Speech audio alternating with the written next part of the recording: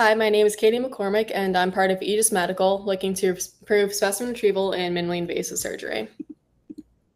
So, for some background, specimen retrieval bags are disposable devices used to capture and remove surgical specimens, such as kidneys and lungs, during minimally invasive procedures.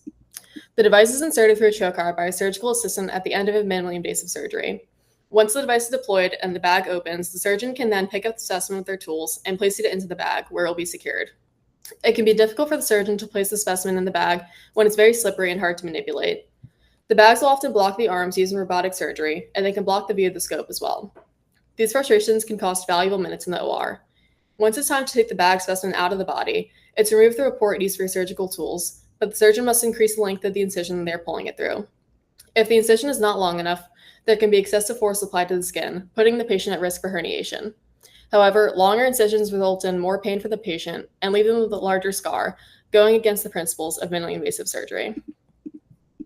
As there's rapid growth in the minimally invasive surgery market, there have been many advances in site access, tissue excision, and surgical site visualization.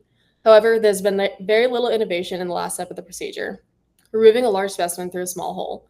With over 1.7 million cases involving specimen retrieval occurring annually in the United States alone, there's a large market with plenty of room for a disruptive novel concept. We've discovered that there is strong user demand for a safer, more reliable specimen retrieval bag with better patient outcomes. In our survey with over 20 end users of specimen retrieval bags, we found that there is very little satisfaction in the outcome of current devices.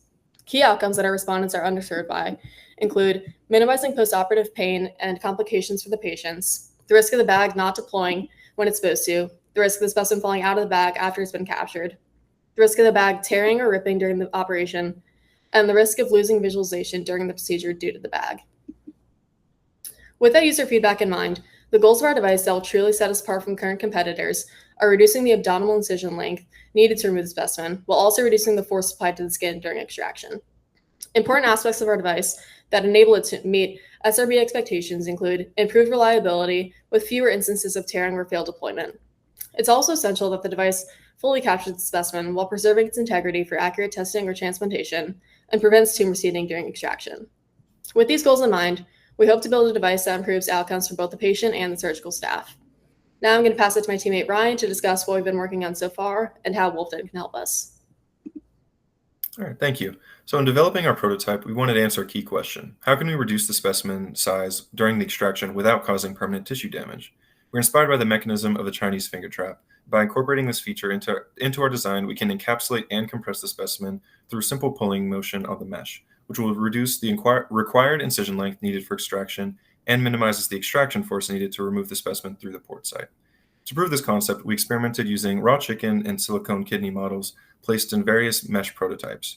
We measured the force required to achieve specific reductions in cross-sectional area, and our results confirmed the viability of this approach. We consistently reduced the cross-sectional area by around 20 millimeters using as little as 6 pounds of force. While this may seem small, a 20 millimeter reduction in the incision length can significantly improve patient recovery time and reduce the risk of postoperative complications. We also ran another experiment comparing specimen extraction through simulated skin using current specimen retrieval bags versus a compressible mesh design.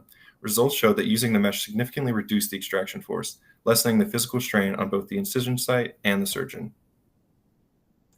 So now that we've proven our concept, we're now in the prototyping and development phase of our project, focusing on integrating the Chinese finger trap mechanism into our specimen retrieval bag.